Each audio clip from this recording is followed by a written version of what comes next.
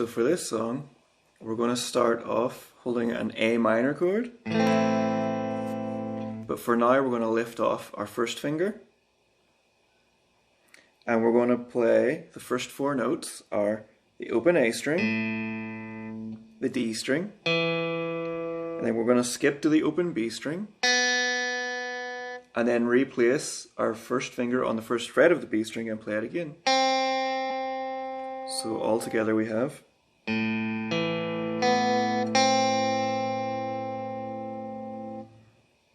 The second chord starts off with an F power chord, first finger on the first fret of the E string, ring finger on the third fret of the A string, and we're going to play those two notes, then the open G string, and then we're going to put our middle finger on the second fret of the G string.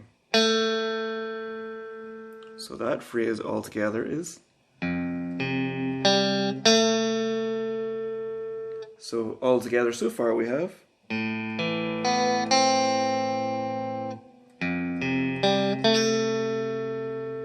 That is the main verse riff of the song.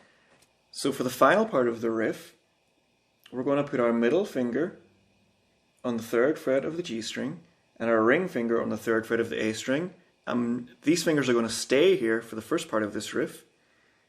So the first four notes are we pluck the A string, skip to the G string, skip to the high E, and then skip back to the G. So those four notes are. And then we're going to play a similar pattern for the second four notes, except we're going to start on the low E string on the third fret, skip to the D string, skip to the B string, skip back to the D string. So those four notes are. So all together that phrase is.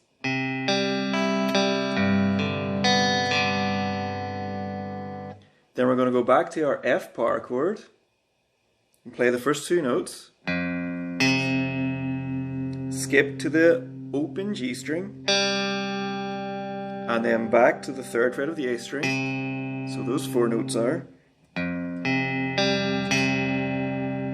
So all together those 12 notes are.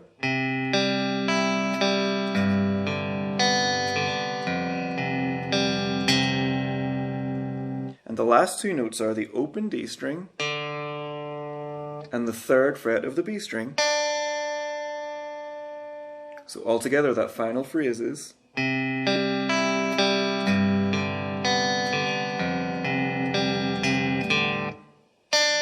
then back to the start.